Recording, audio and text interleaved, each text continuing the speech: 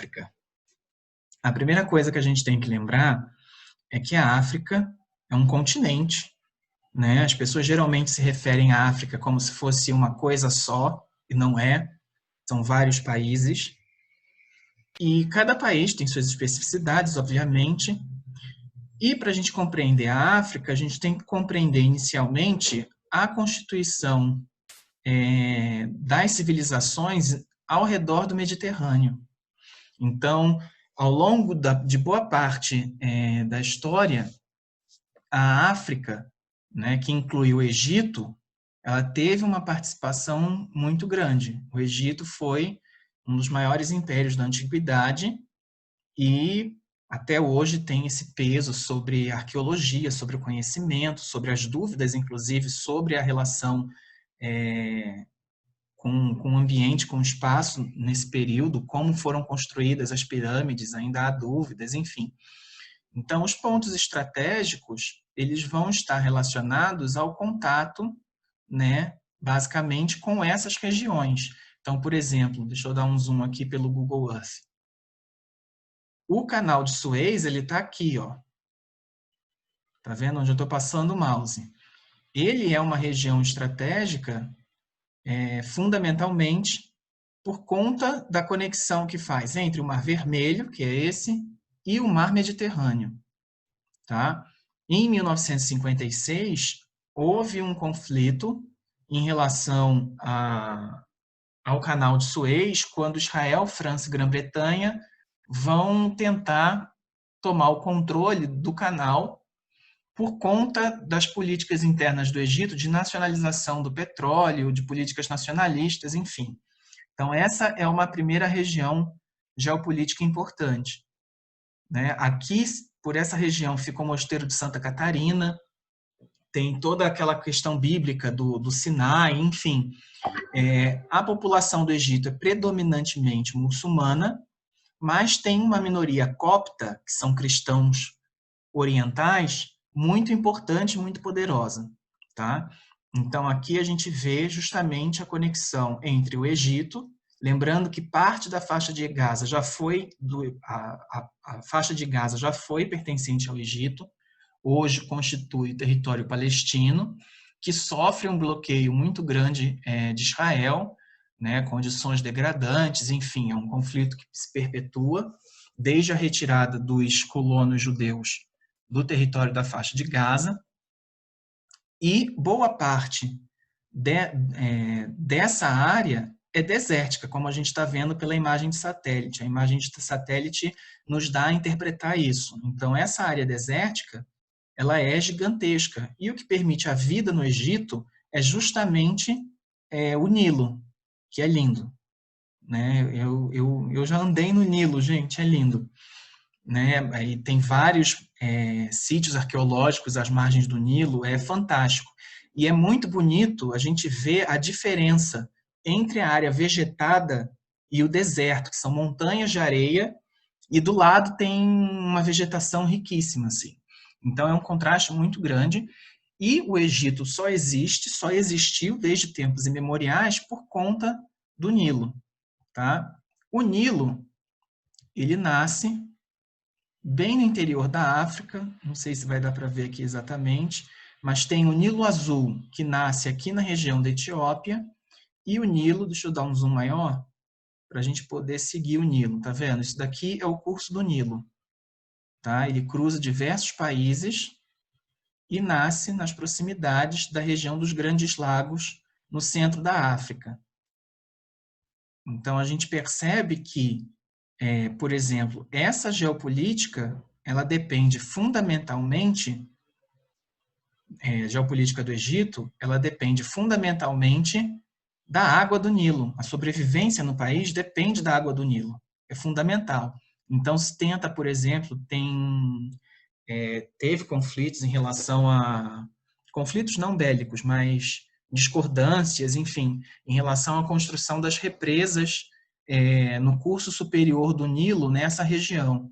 Isso é um problema, porque isso vai afetar diretamente a vida no Egito.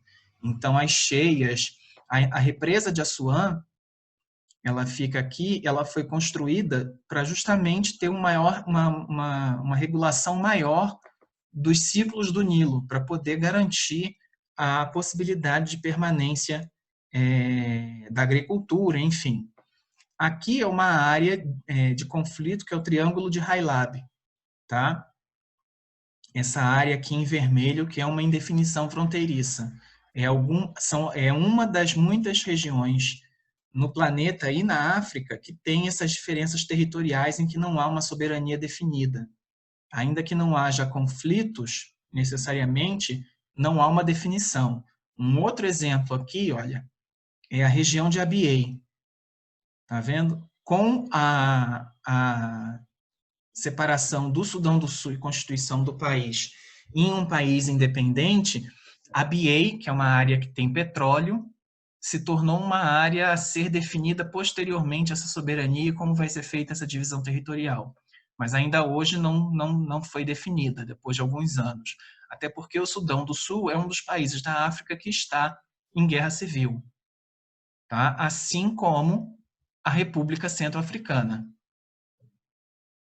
que é esse paísinho aqui, que tem inclusive um movimento terrorista de origem cristã. Tá? É um país dividido também em conflito civil. Outro país que está em conflito civil é a Nigéria, que é o maior.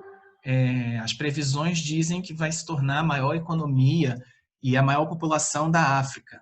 Se já não é a maior população, depois eu confirmo. Mas a área norte, deixa eu dar um zoom aqui. Não sei se vai aparecer a divisão. Tá aparecendo a divisão interna.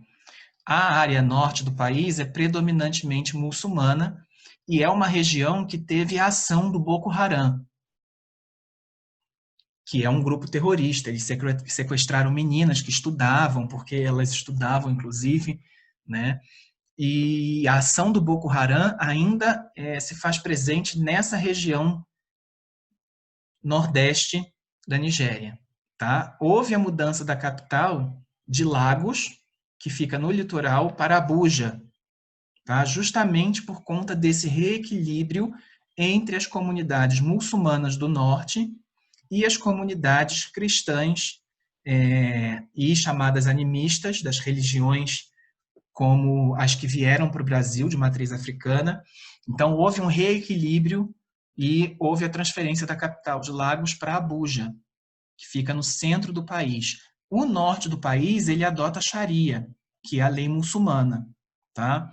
Não sei se vocês sabem, mas uma das regiões da Nigéria é Oxum e a outra é Ogum, que são orixás. Não sei se vocês sabiam disso. Mas essa região de Lagos, ela demonstra uma certa, enquanto Lagos foi capital, demonstrava uma certa primazia dos iorubás na geopolítica interna do país. Então, com a transferência da capital, houve esse reequilíbrio, digamos assim. E Oxum e Ogum não são apenas orixás, são territórios. Lembra quando a gente fala da França que a gente toma champanhe. Champanhe é uma região da França, né? Conhaque é uma região da França. Cada produto da França está vinculado à sua região. Só que no caso aqui da Nigéria, essa divisão territorial interna ela está marcada justamente pelas divindades. Então são territórios. Oxum é um estado, Ogum é um estado, assim como o Rio de Janeiro é um estado, o Paraná é um estado. Tá? E o que acontece na diáspora é que, enquanto nessas cidades africanas e urubais a tendência era a predominância por um orixá, na diáspora, esses cultos eles acabam se agregando. Então, passam-se a cultuar todos os orixás, e não preferencialmente apenas um. Tá? Então, lembrem, Ogum e Oxum são estados, são divisões político-administrativas da Nigéria. Uma outra questão bastante importante nessa região geopolítica, ela está aqui, deixa eu diminuir o zoom um pouquinho, Opa, ela está no Lago Chad. Deixa eu dar um zoom no Lago Chad. Aqui a gente pode ver, pela imagem de satélite, que ele aparentemente está bem reduzido, né? Tá vendo? Isso daqui tudo já foi água. Então, a seca do Lago Chad é um problema geopolítico bastante importante, porque vai afetar diretamente a subsistência de uma população que não é pequena, tá?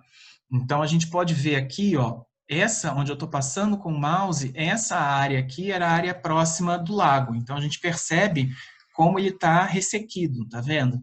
Ele perdeu área. E isso tem um impacto muito grande sobre a subsistência e o equilíbrio ecológico dessa região, tá? É um problema grave que afeta fundamentalmente boa parte dessa área, tá vendo essa área aqui que eu estou passando com o mouse, que é chamada de Sahel, que é a área, a internet lerdou um pouquinho, mas é justamente essa área de transição entre o deserto do Saara e as áreas úmidas mais ao sul.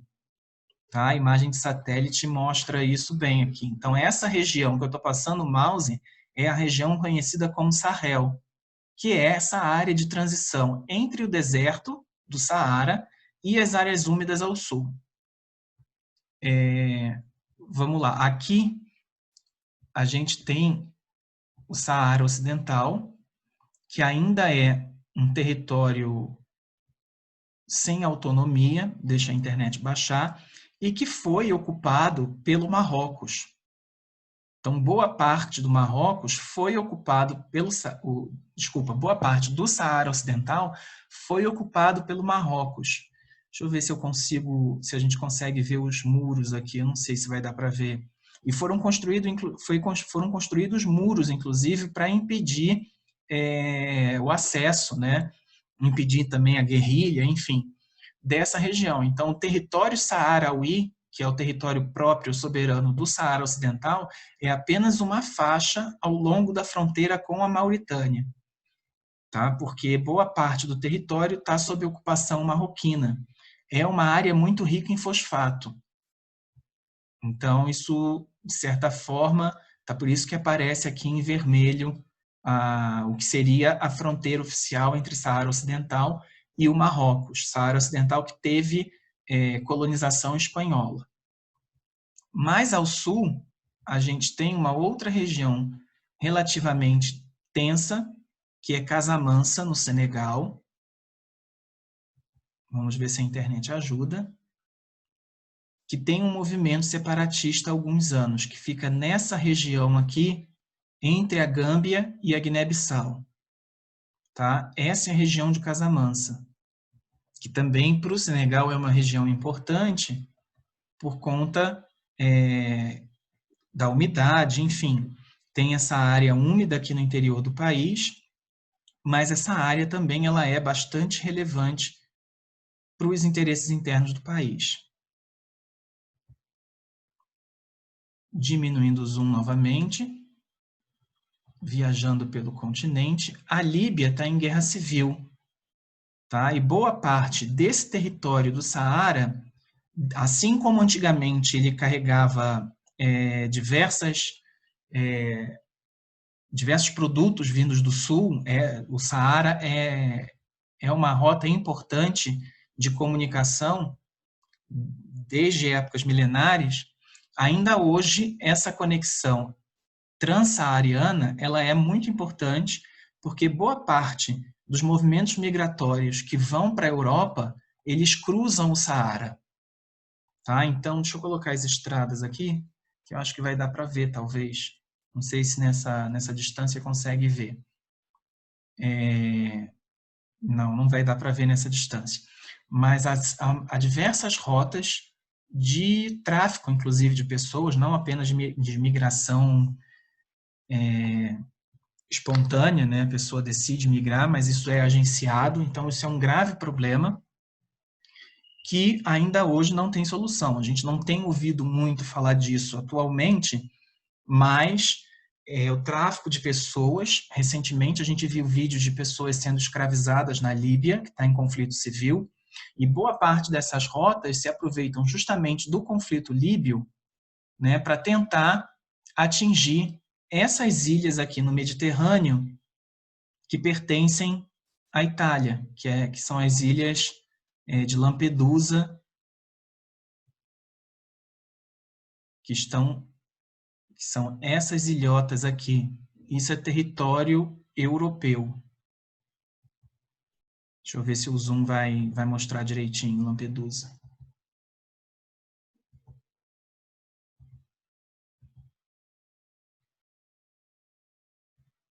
Tá vendo? Se você alcança essas ilhas que ficam bem perto da costa africana, a internet não está ajudando, mas enfim, aqui está Lampedusa, ó. Essa ilha pertence à Itália, e ela fica bem próxima à costa africana, tá vendo? Então, a travessia que os migrantes fazem, não tanto pela Tunísia, mas principalmente pela Líbia, deixa eu ver se está com o norte direitinho, tá? Tá vendo? Aqui já é o território líbio, Trípoli é a capital. Se eles chegam a essa ilha, eles tentam refúgio, asilo, enfim.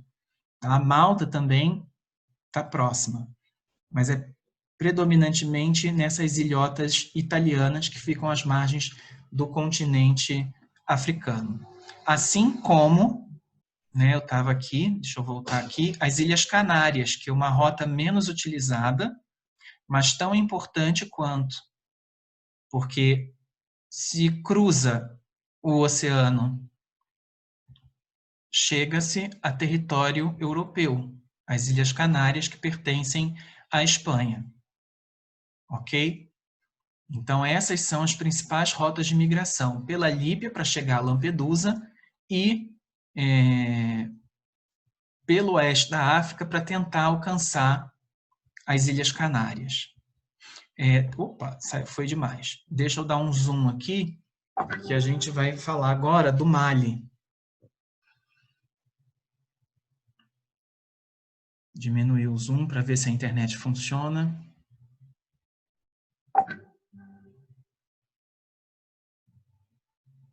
Pronto. O Mali, ele esteve em guerra civil, mas ainda não é uma área pacificada totalmente. Tá? Houve a proclamação, inclusive, de um território chamado Azawad, no norte do Mali. Deixa eu aumentar um pouquinho o zoom.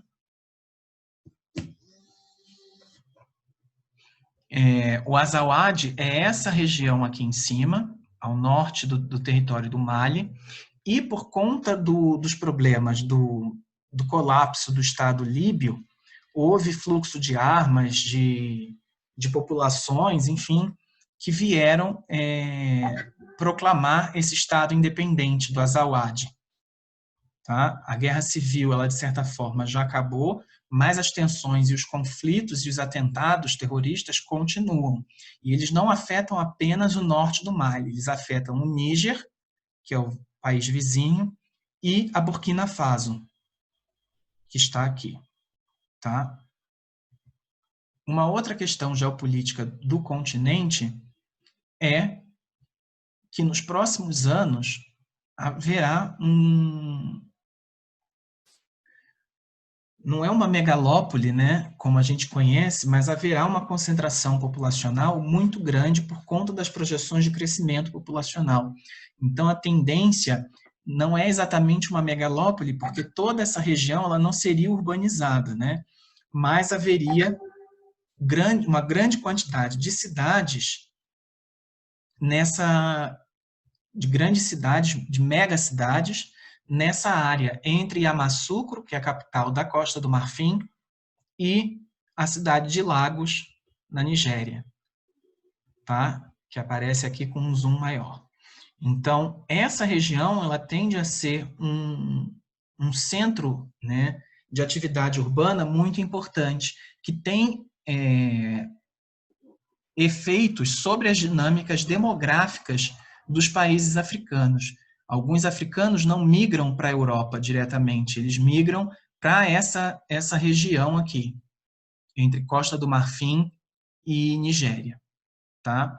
Um outro conflito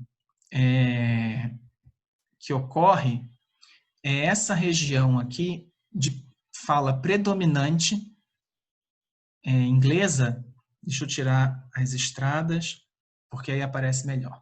Que são esses dois territórios dos Camarões, noroeste e sudoeste, que também buscam a secessão e tem havido hostilidades e conflitos, tá? Seria a Ambazônia. Então, essa região ela também passa por um conflito sério, de hostilidades étnicas, enfim, porque esses dois territórios eles têm população de fala predominantemente inglesa, enquanto o restante do território tem fala predominantemente francesa.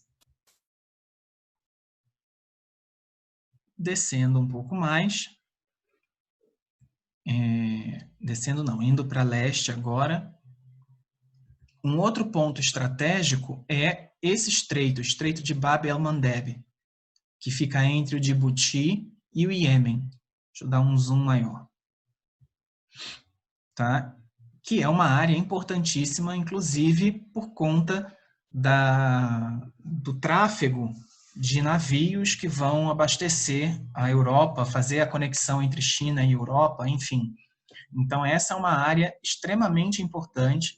Diversos países têm bases militares no Djibouti e essa região do Golfo de Aden, desde o colapso da Somália na década de 90, tem sido alvo de pirataria. Tá? Toda essa região do Golfo de Aden e do litoral somali. Por quê? Porque houve uma fragmentação do território muito grande entre clãs e tribos, enfim, que fragmentaram o país em 8 ou 9 territórios. O mais estável de todos é a Somalilândia. Tá? Aqui não aparece não aparece em linha vermelha, porque não há o reconhecimento ainda da Somalilândia como um Estado independente, tudo isso. E há também questionamentos territoriais nessa região. Mas a Somalilândia é essa área aqui, entre o Djibouti e essas duas linhas aqui onde eu estou passando o mouse. Tá? A Somalilândia ela é um país independente, de fato, desde 1991. Então, isso mostra que há uma certa estabilidade, embora não seja reconhecida internacionalmente. Enquanto toda essa área da Somália ela está fragmentada em diversos poderes autônomos, não reconhecidos internacionalmente, o que é um problema para a estabilidade, uma vez que a Somália ela tem a ocorrência constante de atentados terroristas do grupo Al-Shabaab, que também cometem atentados no Quênia. Então, é uma região bastante instável, né? E para não falar só de tragédia da Somália, eu gosto sempre de lembrar da Waris Dirie, que é uma supermodelo, né? Que foi descoberta em Londres. A história dela é um filme, Flor do Deserto. Então, se vocês puderem ver, vejam, é uma história muito bonita. E a história dela é uma história de superação. Ela se tornou embaixadora da ONU, enfim. Ela foi vítima de mutilação genital feminina, né, que é uma prática em alguns países africanos e do Oriente Médio, que consiste na remoção do clitóris, dos lábios vaginais, enfim, de formas precárias, em crianças, enfim. Então, é uma coisa bastante brutal, bastante grotesca, que é uma prática recorrente. E ela se tornou um símbolo de luta contra a mutilação genital feminina, que é uma chaga em vários países do continente africano e que afeta a vida das mulheres permanentemente por conta dessa brutalidade, né? Aqui, a gente tem que lembrar que a Eritreia ela foi um território integrado à Etiópia em um único país durante décadas, mas houve um movimento separatista e a Eritreia hoje é independente. E isso retirou o acesso da Etiópia ao mar. Tá? Então, a Etiópia ela depende tanto do Djibouti quanto da Eritreia para exportar produtos e exportar e importar produtos.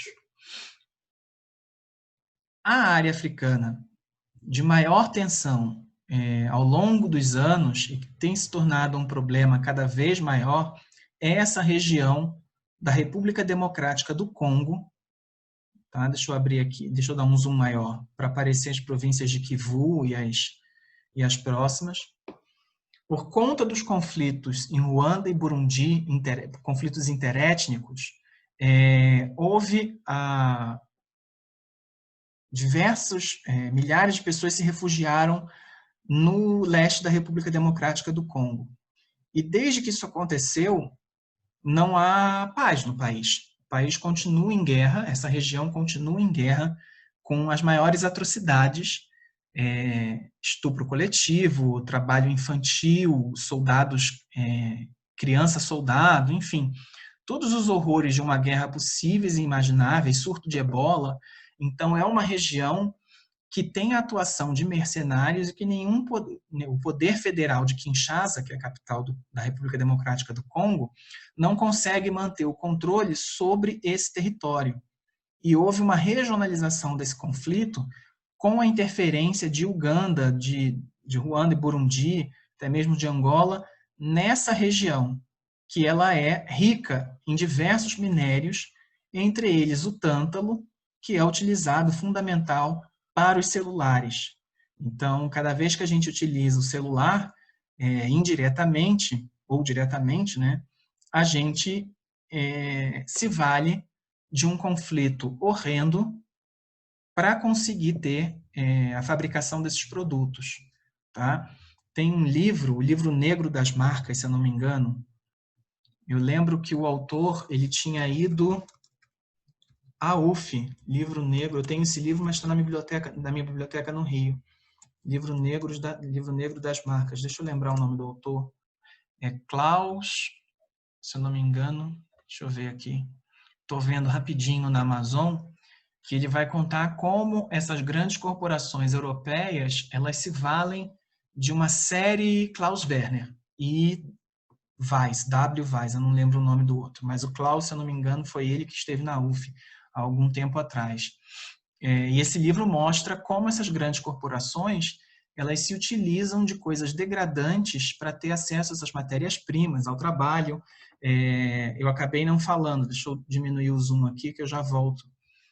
Boa parte do cacau do mundo vem dessa região da África, tá? Da Costa do Marfim, e se utiliza de trabalho infantil, trabalho escravo, assim como no Brasil também. Tá? Não é um problema só africano, não, gente. Toda a cadeia do chocolate ela está baseada em condições degradantes de trabalho. E boa parte desse chocolate, né, ele é feito, ele é cultivado, o cacau, em função desse trabalho infantil e desse trabalho escravo nessas regiões da costa da Guiné. Enfim, voltando ao Congo, essa área é uma área riquíssima que está longe de ser pacificada por conta da ação de mercenários. Tá? São grupos, milícias que guerreiam e se apropriam desses recursos naturais. Então, desde a década de 90, há um conflito grave em curso no Congo, que não tem muita previsão de ser pacificado. Teve, inclusive, a participação de um general brasileiro, como na missão de paz da ONU. Deixa eu só lembrar o nome aqui também. Uma colinha do Google, não lembro. Alguma dúvida até aqui, gente?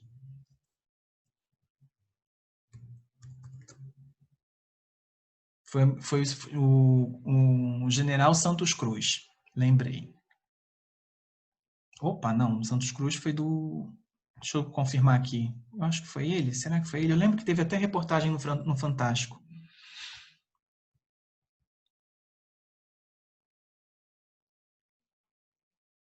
O Santos Cruz mesmo. Entre 2013 e 2015. Tá? O que reforça o papel do Brasil, né, que a gente tem perdido nos últimos anos, na geopolítica internacional. Então, o general Santos Cruz, ele foi um dos comandantes militares da missão de paz da ONU nessa região. Tem que ter muita coragem, né? Porque ebola, enfim, guerra, tudo isso não é fácil. Diminuindo o zoom novamente, toda essa área sul do continente, ela tem uma relação geoeconômica muito forte com a África do Sul, o que reforça o papel da África do Sul, o papel regional da África do Sul economicamente. Então, boa parte desses laços econômicos, eles estão vinculados desde a estrutura produtiva sul-africana. Tá? A África do Sul foi o último país a abolir o regime de apartheid. Então, se hoje a gente vê protestos no mundo relacionados ao Black Lives Matter, a gente tem que lembrar que nem 20, deixa eu ver, 30 anos atrás, 94 é 30. Então, nem há 30 anos atrás havia um regime de Estado oficialmente racista. Tá? Isso é uma mudança profunda nos últimos anos. Né? Havia estados racistas que discriminavam negros e segregavam negros. Isso não é algo que ficou na história com os movimentos por direitos humanos nos Estados Unidos. Tá? O apartheid ele durou até 1993, 94, que aí ocorre a eleição e Nelson Mandela se torna presidente da África do Sul. Tá? Enfim, então Namíbia e Zimbábue também tiveram regimes racistas de segregação. Até hoje, né, essa segregação racial ela tem impactos profundos sobre esses países, como, por exemplo, acesso a terras, oportunidade de trabalho, tudo isso.